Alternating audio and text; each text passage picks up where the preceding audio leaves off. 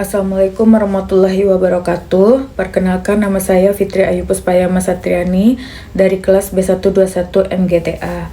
Adapun video ini saya buat untuk menyelesaikan tugas saya dari dosen Bapak Bilhaki MPDI dari mata kuliah Pendidikan Anti Korupsi. Adapun materi saya yang berjudul Perbuatan Korupsi yang Dilarang Undang-Undang, yang dilatar belakangi secara etimologis. Kata korupsi berasal dari bahasa Latin yaitu corruptio atau corrumpiere, yang berarti rusak, menyogok, atau menyuap.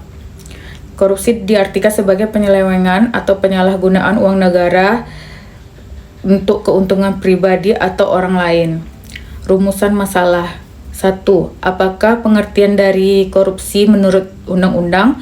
2. Apa saja bentuk perbuatan korupsi yang dilarang undang-undang? 3. Bagaimana dampak korupsi terhadap negara dan masyarakat? 4. Apa upaya yang dilakukan untuk memberantas korupsi?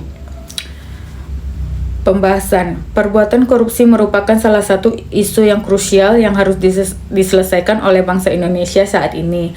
Korupsi merupakan musuh bagi semua kalangan karena korupsi dapat merusak segala tatanan kehidupan berbangsa dan bernegara, serta dapat menghambat kesejahteraan rakyat dan memperlambat infrastruktur pembangunan dalam sektor kehidupan berbangsa dan bernegara, dan menghambat cita-cita kemajuan bernegara sesuai dengan tujuan para founding father dalam mendirikan dan memproklamasi bangsa Indonesia pada tanggal 17 Agustus 1945, yang tertuang secara jelas dalam Undang-Undang 1945 yang sebagai batang tubuh serta mengacu pada ideologi Pancasila sebagai sumber hukum Negara Kesatuan Republik Indonesia.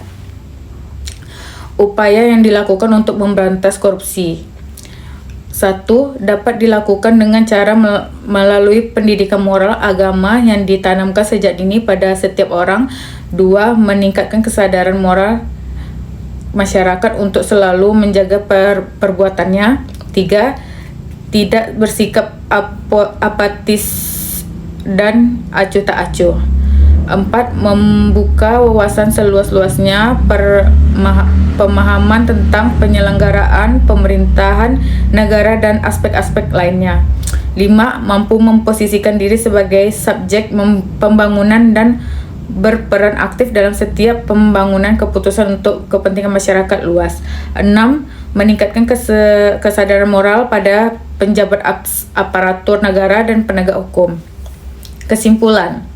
Sebagai kejahatan luar biasa, pemberantasan korupsi memerlukan kemauan politik luar biasa, sehingga Presiden sebagai garda terdepan dalam menggerakkan dan mengordinasikan peran polisi, jaksa, pengadilan, dan KPK menjadi kekuatan yang dahsyat, sehingga praktek KKN seperti penyogokan, pengelambungan harga, gratifikasi, dan penyalahgunaan kewenangan lainnya dilakukan oknum aparat PNS atau penjabat negara, baik di tingkat pusat maupun daerah, dapat dipersempit ruang geraknya melalui cara-cara penegakan luar biasa yang terpadu.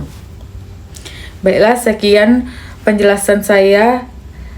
Saya akhiri. Assalamualaikum warahmatullahi wabarakatuh.